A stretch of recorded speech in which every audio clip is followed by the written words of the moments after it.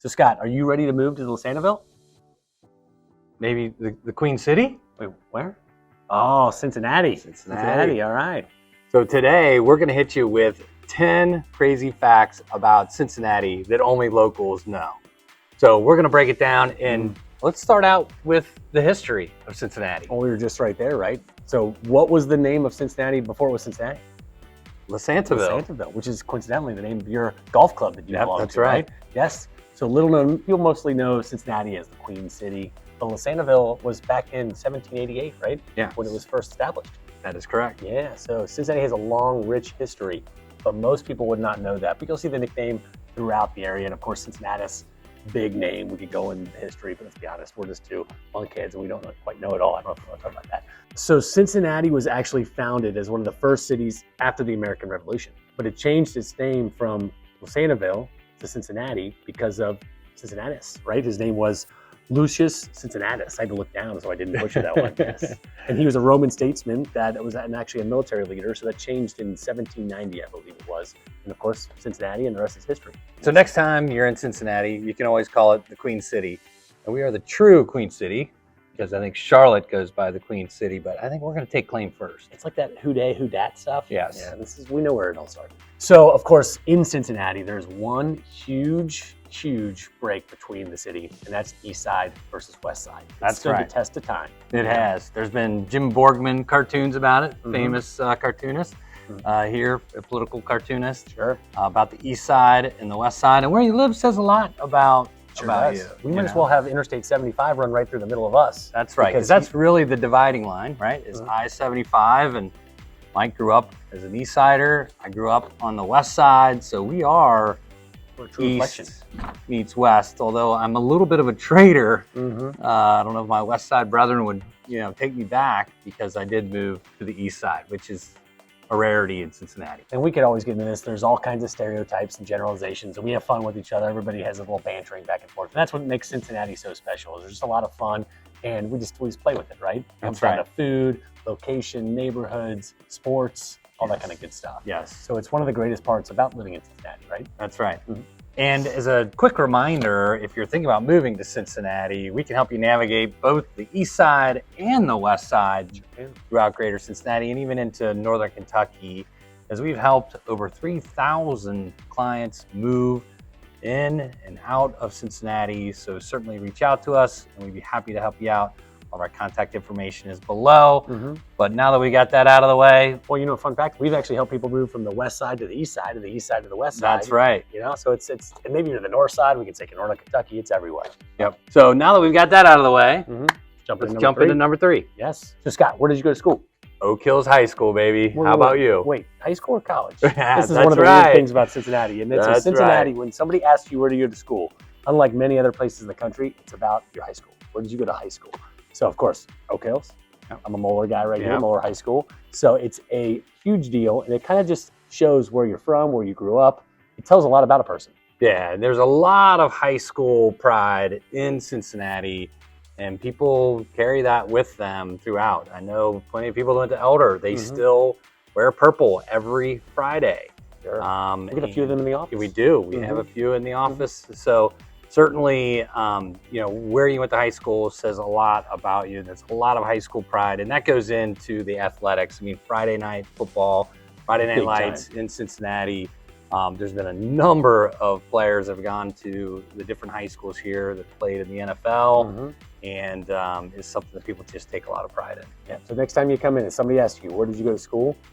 Just don't say your college. Just lean into the high school. Or say, I went to a high school like X, Y, and Z. That's a great way to do it. Yes. There you go. And number 4, Mike, I think we've talked about this in a few of our videos. Yes, we have. And for those tuning in from outside of the area, you probably hear this as we get this stereotype a little bit, is the Cincinnati Chili. But we can't talk about this without talking about Cincinnati Chili. It's a way of life. And That's you know right. what? To know you're an expert with Cincinnati Chili, if you walk into Skyline or Gold Star, don't look at the menu. Don't pick the menu up. Just know what you're going to order. Study it beforehand if you've never had it before. So that's how you can tell if you're a Cincinnati local. But whether it's a 3-way, so it's essentially just noodles with a little bit of chili on top, and then it has some cheese. You can have all kinds of different 3-ways, 4-ways, 5-ways. But it is one of the probably most famous items about Cincinnati? Yeah, I have been eating Skyline, I think, since I can eat. I have it once a week with my kids. Exactly. So if you haven't tried it, you just have to try it and give it a chance. Give it a chance. Get a cheese coney, a 3-way. We have dozens of great chili parlors here around town. So try them out. And if you don't like it, just tell everyone that you do. Yeah, keep it to yourself. All right. Another fun fact is when you're landing in the Greater Cincinnati Airport, also known as CVG, you're not landing in Cincinnati. You're actually landing in northern Kentucky. Sure are, yes. And we've had this debate at a couple of different times as what the CVG stands for. Yes. Covington. So Covington, Kentucky. So it's actually out to Hebron. Which is wild because the airport isn't even located in Covington. It's located in Hebron, but still about, depending on traffic, of course, because of the bridges, we can talk about that, but about 20 minutes, 15 minutes from downtown Cincinnati, outside the city, depending on traffic, it can be a little bit more than 20 minutes if you're hitting it on rush hour traffic, but still very close. And fun fact, if you're one of those West Siders, you're probably going to take the Anderson Ferry to get across the river to go to the airport. It's a little shorter than crossing over the bridge. If you're on the east side or northern suburbs, you're going to just take the highway right on over. And what we love as agents, a lot of times folks will come to us with criteria. They need to be X number of minutes away from the airport. And we can give them kind of a wraparound areas on how quickly. So if it's 20 minutes to the airport, where do you live? 30 minutes, that sort of thing. And people travel quite a bit, especially now with everything with COVID and working remotely. So it's a really helpful fact, that it's in Kentucky. Probably something as you travel here, you figure out pretty quickly. Yeah, and one of the things when we're talking about Cincinnati in this video, we're talking about Greater Cincinnati. Absolutely. And Greater Cincinnati encompasses northern Kentucky as well. Yes, absolutely. All right, so jumping to our next crazy fact is the famous people that were born or lived here in Cincinnati, which I love. This is one of the most fun topics ever because I'm still surprised. Yeah, there's a lot of famous people that have either lived or were born in Greater Cincinnati. So once again, talking about both sides of the river. Yes. So George Clooney actually is born and raised in northern Kentucky. Yeah, Augusta. And his family, his father was a famous local newscaster. Big time. Here. And so we take claim to George Clooney. We got another one. We got Steven Spielberg. Yep. We have Tom Cruise briefly lived here. He almost went to the St. Francis Seminary. You didn't believe me at first when I said this one. That's another one. Hey, how about this guy right here? Neil Armstrong, first man on the moon. Yep. Right. Sorry, I had that photo quickly. Yeah, look at accessible that. Right there. Yes. We had Sarah Jessica Parker. Sarah Jessica Parker. Of course. Yeah. Who else? How about all those presidents? Oh, yeah. Now let's see if I can remember them all. All right. So we'll start off with William Howard Taft. Bam. Ulysses S. Grant. William Henry Harrison. Which I believe that's what Harrison, the West Side, is named after. Yeah. I may be wrong. I may be wrong on that. But let's back check. I have a pretty good feeling. And he's not the only Harrison. And Benjamin Harrison as well. He had quite a few. Yeah. I didn't even know Benjamin Harrison was a president. And let's go with a couple like really far out there. Some funky ones. Some funky ones. How about the inventor of the Pringles can? Yes, Frederick J. Bauer. Good old Freddie. And he wanted to be buried inside a Pringles can. He was actually cremated and buried inside the Pringles can. I wonder which flavor. And I don't think any of the locals even know that one, but we had to throw you with a wild fact. 100%. And even the guy that invented the Magic 8 Ball. Yes. That's pretty cool. You remember shaking those up as a kid and that kind of stuff? Absolutely. And I know you guys didn't want me to say this one, but Charles Manson was born here in Cincinnati. Let's not take claim. I know. I think he lived in Mount Adams for a little bit. Exactly. I don't know if we want to take claim to that one. So we'll let our editors decide if they want to keep that one in here or not. Exactly. But you know what a lot of them had in common? What was that? They probably have all had Skyline Chili at one point in time. 100%. Yeah. Except for maybe some of those early presidents. Hey, Mike. And you know what those famous people probably do when they come into Cincinnati? Come back and visit. What do they do? Well, they probably have some chili and sip down maybe a pint of beer at one of our famous breweries. It's a match made in heaven right there. Yeah. That's right. So with the rich German heritage here in Cincinnati, Cincinnati was actually once voted the beer capital of the world, which is pretty cool. That's right. Happens to beer. There's a lot of rich history.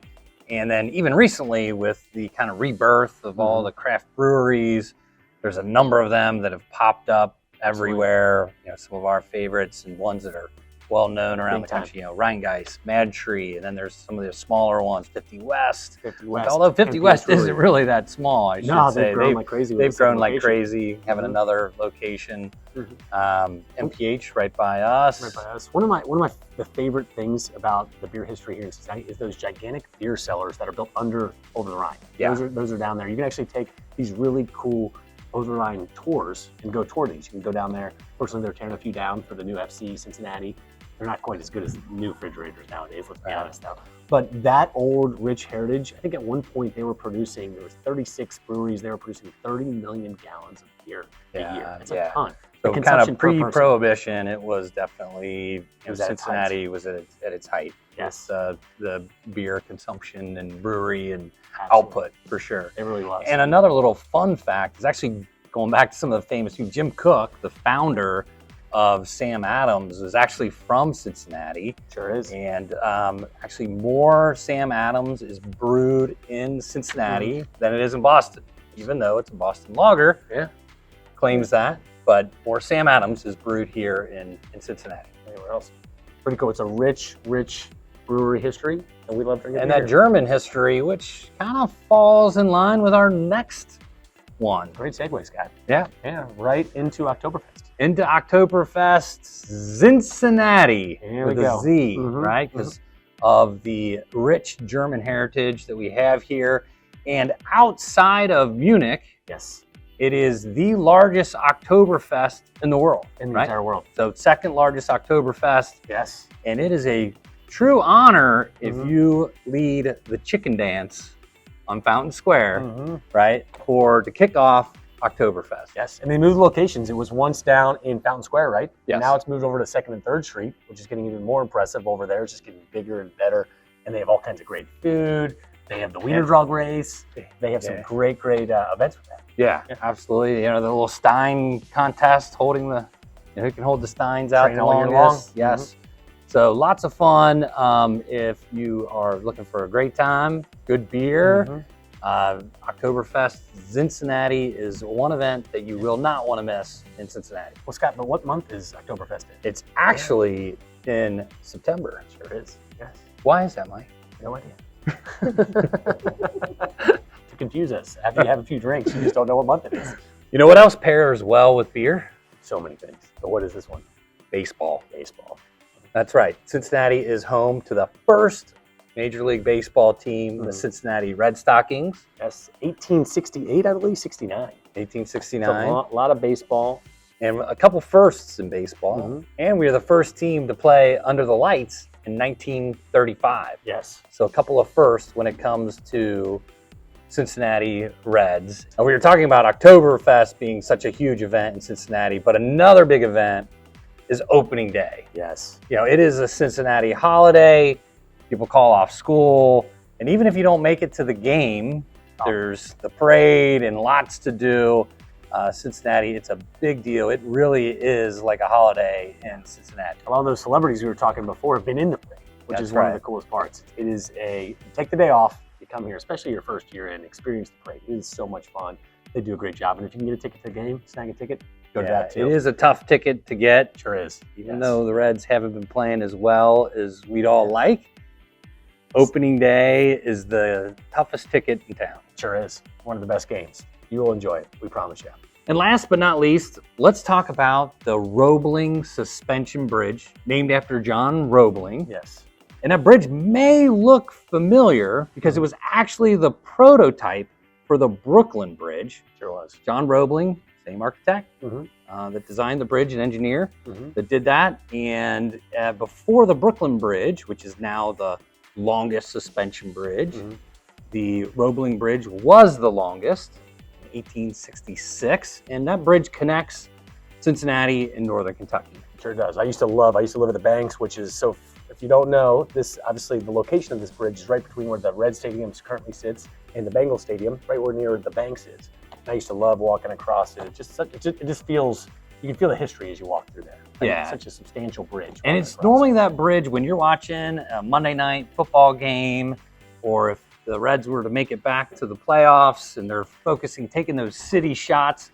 Normally the Roebling Bridge is one of those shots that's always featured Yes. As it connects the two waterfronts between Cincinnati and northern Kentucky. And probably the one you will travel the least across overseas Exactly, because we have two other, the Bread We have- Spence Bridge. And ironically, it's the one you travel the least around because it actually goes through inside downtown over to Covington, where you have two main artery bridges that travel across. More on the 471. highways, right, Exactly. for better access. But truly an impressive piece of architecture right there Absolutely. sandwiched in between Yeah. two cities.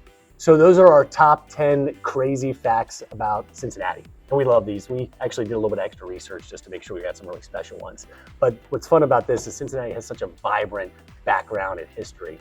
And we are fortunate enough to sell here in the city that we love. I've lived here for 40 years now. You, what? Over 40 62? years? Yeah. I'll take that. No, so we've been able to be here for quite a while, and we're fortunate enough to work with great folks to sell in the city and be the #1 team here locally in Yep. Greater Cincinnati. So certainly if you've made it this far in the video and you've liked the content, don't forget to like and subscribe to our channel for more great content just like this. And we want to hear from you as well. Did we miss some awesome fun facts that we should be sharing with our audience? Make sure you comment down below. Yes. And certainly we would love to help you out with any real estate needs. You can always reach out to us at any time at info@oylerhines.com, and we'll see you on the next one.